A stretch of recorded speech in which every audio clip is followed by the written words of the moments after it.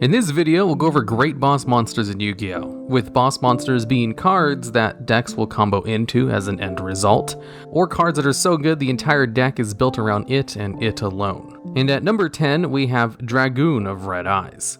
Currently, this card is not available in the TCG and was only released recently in the OCG, and it's already seen a ton of play because of how good of a boss monster it is. Basically, its materials are just Dark Magician plus a Redeyes Black Dragon, or a Dragon Effect monster. So this card can be brought out with Redeyes Fusion, using materials from your deck, or a Predaplant Verte Anaconda, who can send Redeyes Fusion from your deck to the graveyard in order to basically use the effect of Redeyes Fusion, as long as you're able to get 2 effect monsters on the field. And what Dragoon of Redeyes does is, once per turn, you can destroy a monster your opponent controls, then inflict damage to your opponent equal to that monster's attack. And you can use this effect an additional time if you used the vanilla Redeyes Black Dragon as its other material, instead of an effect dragon monster. So, destroying cards and inflicting damage to your opponent equal to their attack is very good. It's basically a Ring of Destruction without the downside of it, but that's not all. It also has a once per turn Omni Negate, where if your opponent activates a card or effect, you can discard any one card from your hand to negate the activation and destroy that card. On top of that, this card will gain 1000 attack permanently after it does this. So, if you're able to negate one card effect, it goes up to 4000 attack. And on top of these 2 really good effects, it has Protection, where this card cannot be targeted or destroyed by card effects. And since it has 3 super good effects, and can be brought out rather easily with Predaplant Verte Anaconda, it's seen a lot of play, and will probably be a pretty good boss monster when it does actually make it to the TCG. But since it's technically not out yet, and still very new, it only gets a bottom spot on this list at number 10. And at number 9, we have Gren Maju da Eiza. Now, in terms of attack, Gren Maju is the strongest boss monster in the game, that also sees competitive success. And what this card is a level 3 effect monster that only has 1 sentence for its effect, where it just gains attack and defense equal to the number of your banished cards times 400. And this card has multiple versions of competitive decks built around it, and is probably the simplest, best boss monster in the game, as all this card does is become a gigantic beat stick and then attack over things.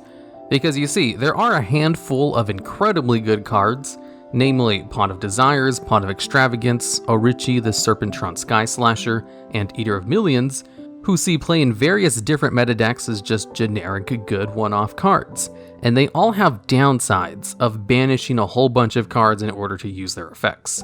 So a single Pot of Desires forces you to banish 10 cards from the top of your deck face down in order to draw 2 cards.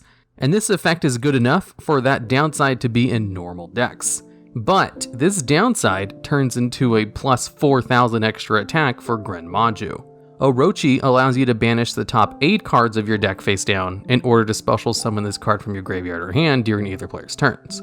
So, it's used in a lot of decks in order to special summon a card during your opponent's turn to maybe proc the effect of something like Topologic Bomber Dragon. It also has another effect where you can banish 3 cards from your extra deck to destroy 1 monster on the field, which if you use both of its effects, will give you an additional 11 banished cards, which gives Gren Maju an additional plus 4400 attack. And then Eater of Millions has an effect where it can only be special summoned from your hand by banishing 5 or more cards from your hand, field, or extra deck face down. And the thing with Eater of Millions is its effect requires you to banish at least 5, but you can go above that as high as you want. So if you banish all 15 cards from your extra deck, you can give Gren Maju an additional 6000 attack. And Eater of Millions has an effect where it can banish any monster it battles face down, once per turn, which is really good at getting rid of problem boss monsters that have protection, where they can't be targeted or destroyed, like a Dragoon of Redeyes, for example. And then, after you do all of your good combo plays, use all of your cards, which give you a whole bunch of advantage, banishing a whole bunch of your cards face down, you can then normal summon this level 3 monster who can easily have over 10,000 attack, and basically win you the game on its own by just attacking over anything your opponent controls.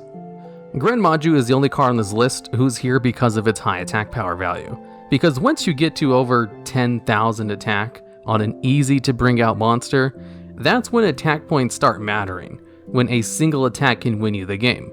Although Gren Maju relies heavily on its deck being built around it, so it can't really do much on its own, which is why it's at a lower spot on this list at number 9.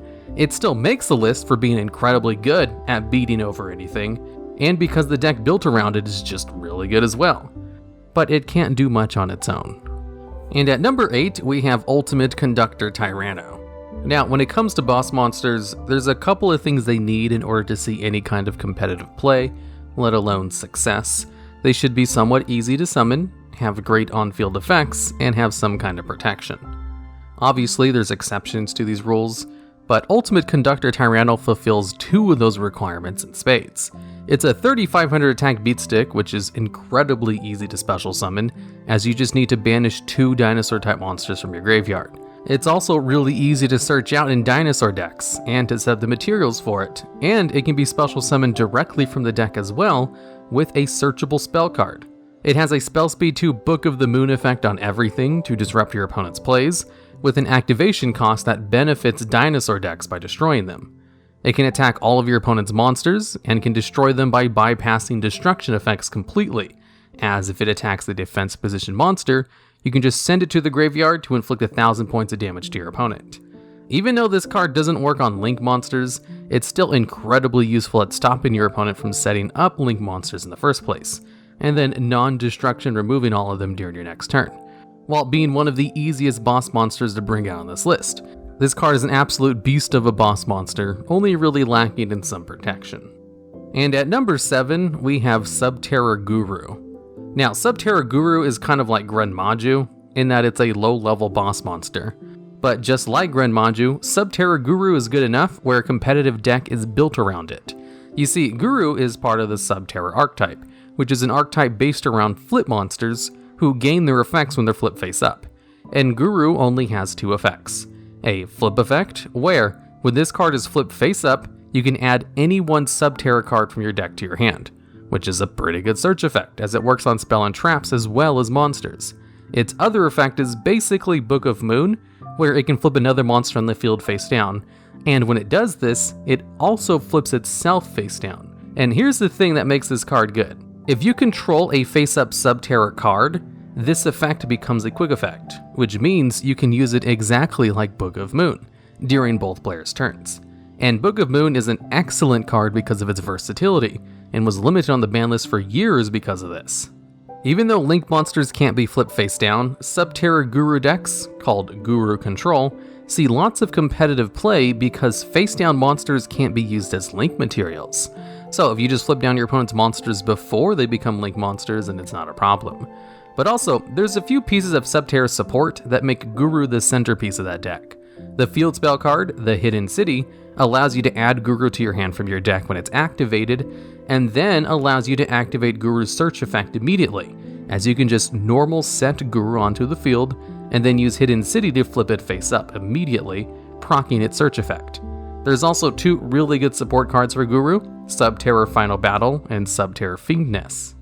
Subterra Fiendess is a hand trap, just like Ash Blossom, that works on everything, where you can send it from your hand or field to the graveyard to negate an effect, and then flip a Subterra monster you control face down. Subterra Final Battle is like Scrap Iron Scarecrow, a trap card that gets flipped back face down instead of going to the graveyard after you use one of its effects. And it has 4 effects you can choose from every time you use it.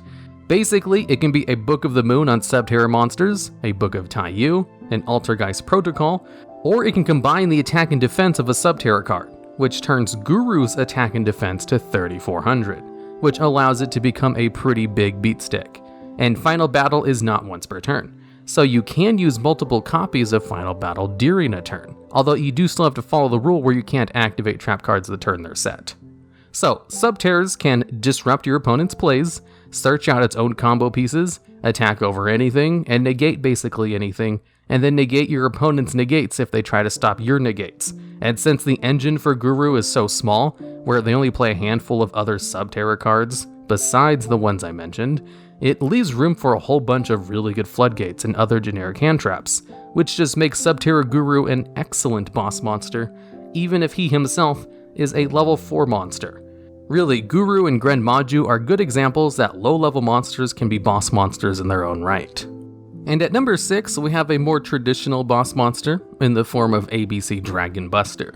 This is probably one of the easiest requirements of a fusion monster out of any of the fusion monsters in the game, as you can just bring it out of the extra deck by banishing its materials from your field or graveyard.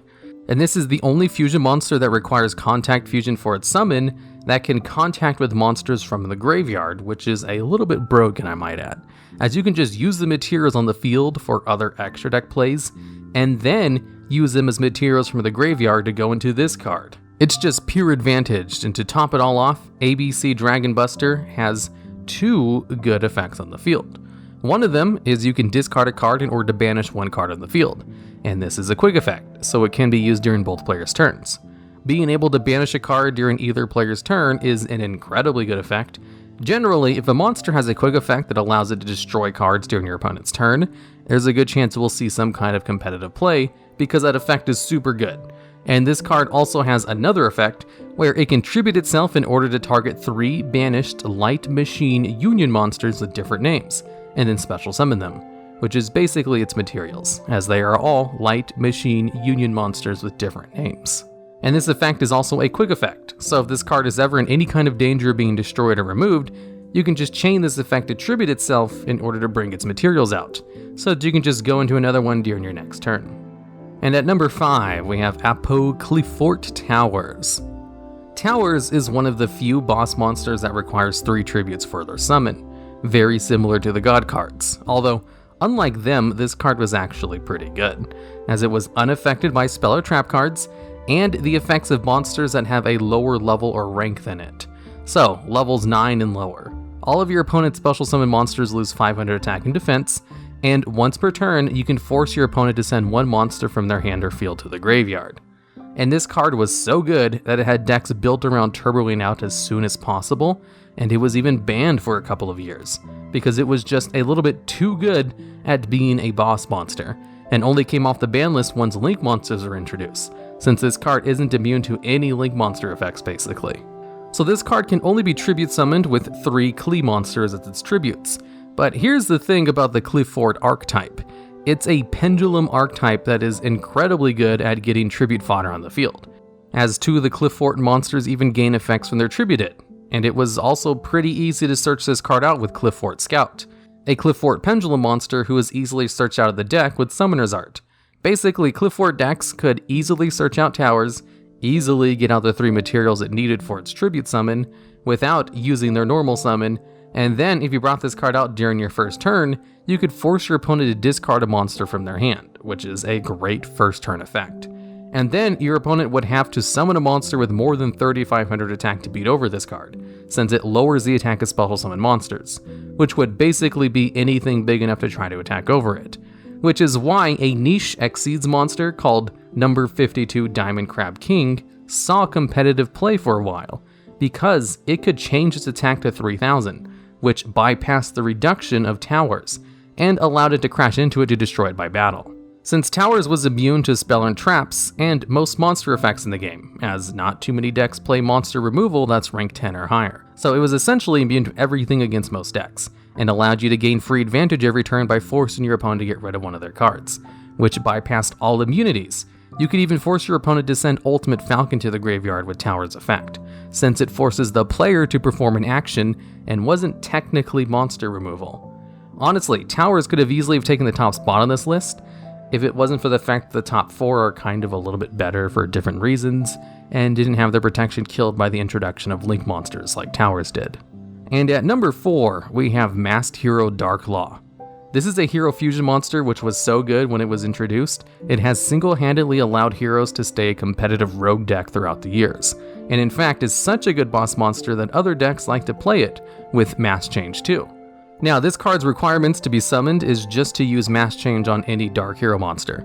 So a 1-card fusion on a quick play spell card is pretty good, because you can do that during the battle phase or in response to your opponent trying to destroy one of your cards or something. The effect of Dark Law is twofold. For one, it has a one-sided Macrocosmos for your opponent, where all of your opponent's cards are removed from play instead of going to the graveyard, which is an incredibly good floodgate effect that Macrocosmos itself is limited on the ban list, And its other effect is, when your opponent adds a card from their deck to their hand, you can then banish one random card from your opponent's hand.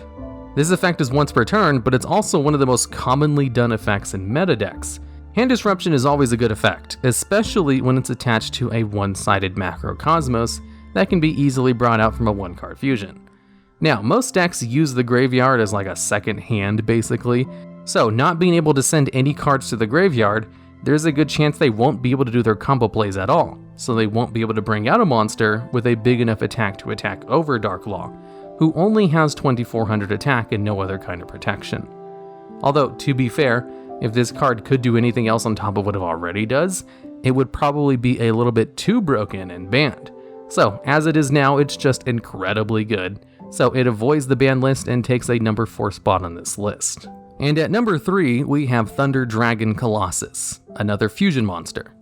Now, Colossus is a boss monster in the Thunder Dragon archetype, and it's played very heavily alongside Thunder Dragon Titan, which is another good boss monster. And the reason I have Colossus over Titan on this list is because Colossus is a lot better, and also saw play in non-Thunder Dragon decks, as Colossus has the effect while it's on the field, where your opponent cannot add cards to their hand except by drawing them, so it's like a one-sided mistake. And since Ash Blossom is one of the most played cards in the game, and only has the effect to stop one effect like this, being able to stop all of your opponent's searches is really good. This card is also easy to bring out, as you can special summon it from your extra deck by distributing one Thunder effect non-fusion monster you control, if you've activated the effect of a Thunder monster in your hand during this turn. Now, Thunder Dragon decks are all about Thunder monsters who activate effects in their hand, so it's real easy to fulfill the condition of this effect, but there are also a handful of other decks that can fulfill the conditions for this card's summoning effect, like Subterras for example.